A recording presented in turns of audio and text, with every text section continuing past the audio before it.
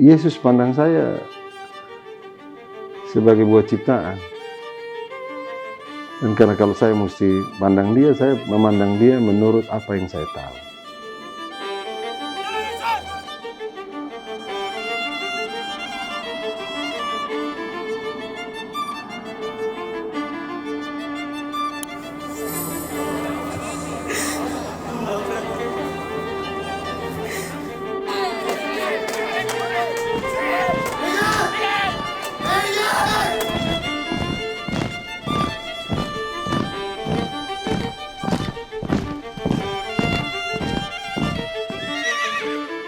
Yang saya tahu, yang saya alami, pengalaman-pengalaman dengan Yesus, baik sebagai pendeta, di keluarga, dalam relasi.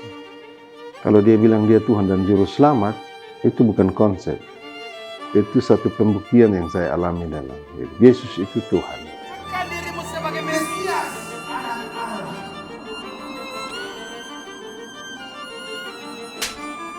Dia Tuhan yang masuk dalam pergumulan manusia, meminta kita juga tidak mentuankan diri, tetapi kita menjadi sahabat bagi orang lain.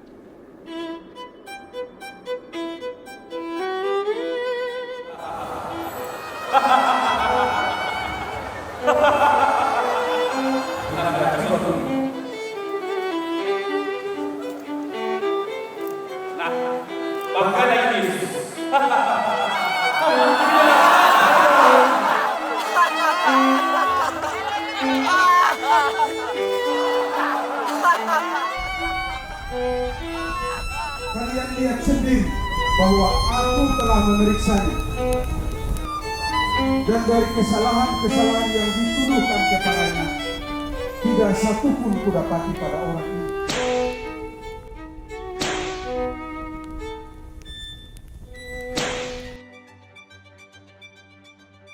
Ya sebenarnya di jemaat-jemaat itu ada dari dulu, tradisi Paskah itu ada pawai-pawai obor. Kemudian beberapa tahun terakhir itu ada misalnya Paskah kegiatan Jalan Salib di Kota Kupang, itu biasa hari Kamis. Sebenarnya konsep kita itu adalah bahwa perayaan-perayaan ini untuk menunjukkan, sama seperti pemikiran Martin Luther, bahwa pusat dari teologi kita itu ialah salib. Bagaimana salib yang menunjukkan tentang Yesus yang menderita, disalibkan dan mati itu. Kemudian proses itu juga dituangkan dalam ekspresi teatrikal ataupun ekspresi seni.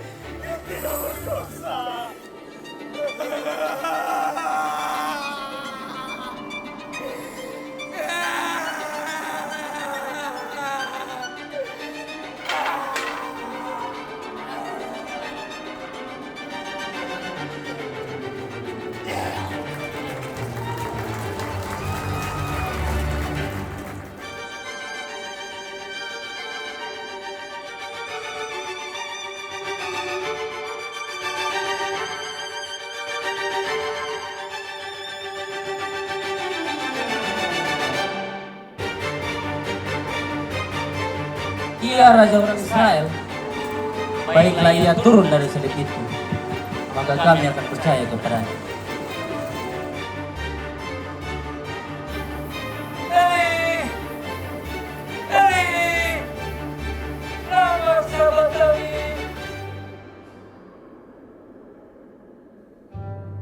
Jumat itu dia disebut agung.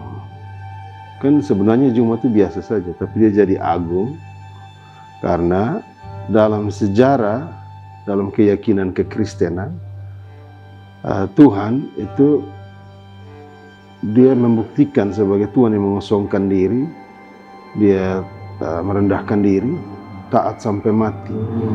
Dan bagaimana proses ketidakadilan terjadi, bagaimana proses penderitaan terjadi, sampai puncak pada ketidakmampuan manusia itu seperti diekspresikan dalam diri Yesus, bahwa dia mati. Jadi Jumat Agung itu satu proses di mana kita mengenang satu model solidaritas dan kepedulian Tuhan yang luar biasa dengan kita, bahkan sampai dalam pergumulan-pergumulan maut dan kematian. Jadi dia menjadi agung, dia menjadi sangat luar biasa karena Tuhan membalikan cara berpikir manusia. Tentang Tuhan yang agung itu Tuhan yang mengalami satu kemuliaan yang tidak bisa tersentuh sampai di akar kehidupan. Tetapi justru dalam kisah Jumat Agung, Tuhan masuk sampai pada akar kehidupan manusia, bahkan sampai kematian.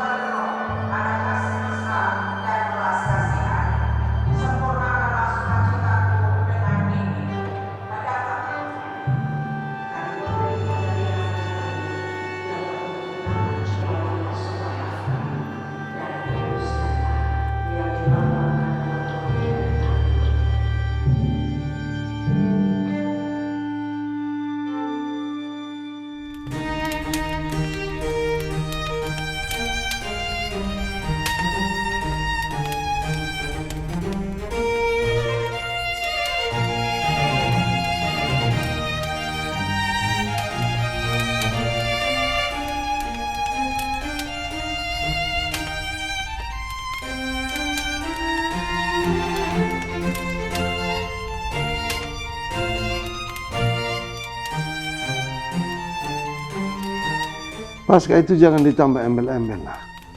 Paskah ya Paskah. Kebangkitan ya kebangkitan. Artinya mendaur ulang, mentransformasi agenda-agenda lama itu menjadi semangat baru. Kalau di dunia gelap, kan kubur itu kan sebenarnya itu dunia gelap. Bisa dalam politik, tapi juga perilaku para pejabat, juga misalnya dalam relasi manusia.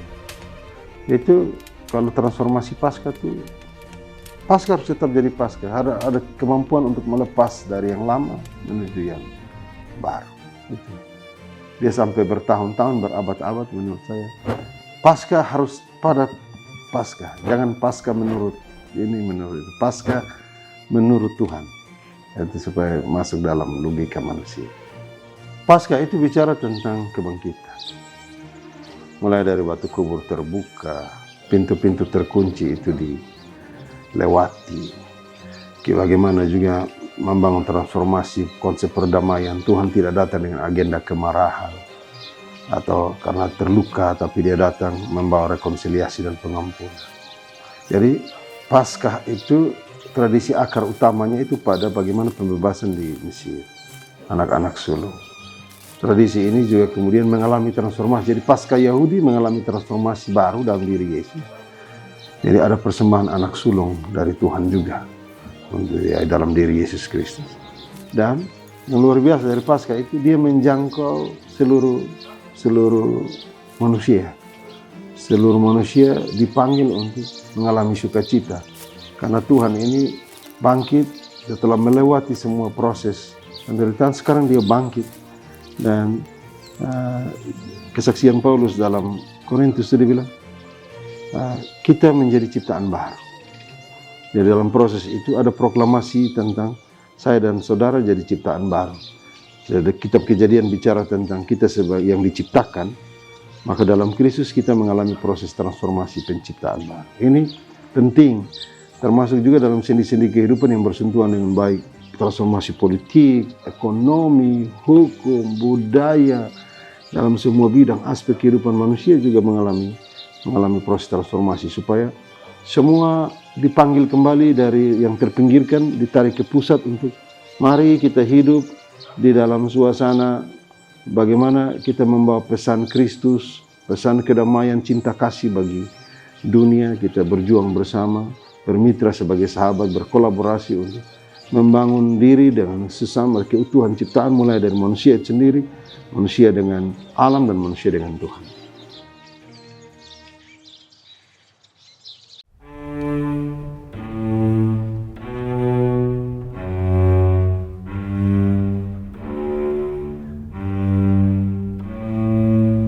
Perayaan Paskah Pemuda Gemit ini dirayakan tahun ini setelah pandemi COVID tahun 2020 sampai 2024 itu tidak dirayakan. Sebab ini rutin tahunan. Di tahun ini tema besarnya adalah damai dari NTT untuk Indonesia. Konsep mengusung damai ini ada kaitan dengan pesan Paskah itu sendiri. Karena Paskah itu soal kebangkitan Yesus yang berlaku universal bagi semua bangsa. Dan damai dari NTT untuk Indonesia tidak hanya soal hidup rukun. Damai itu dalam konsep kata dasar Alkitab tentang Salam maupun Irene dalam bahasa Yunani, itu semua berpijak pada konsep damai sejahtera. Artinya keharmonisan juga menyangkut dengan kebutuhan kehidupan dan pergumulan sehari-hari. Saya itu terkejut karena partisipasi masyarakat itu misalnya ada yang siap air, kue, ada di tempat-tempat itu masyarakat memberi respon luar biasa. Artinya bahwa masyarakat itu butuh juga bukan sesuatu yang diberitakan, tapi juga sesuatu yang ditampilkan.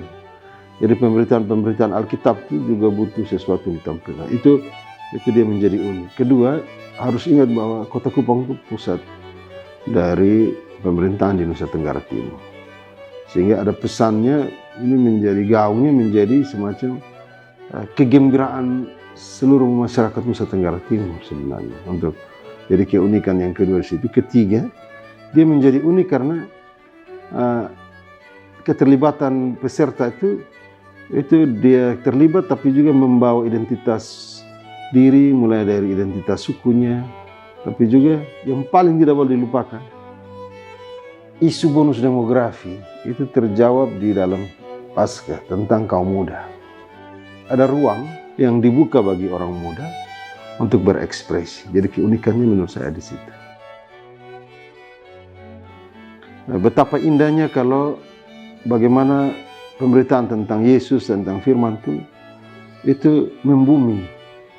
Dan kita lihat bahwa ternyata sebelum Injil datang pun kita sadar benar bahwa persaudaraan relasi manusia itu sudah ada. Agama dan segala ritus, cap-cap dan simbol itu kan hanya butuh pemaknaan.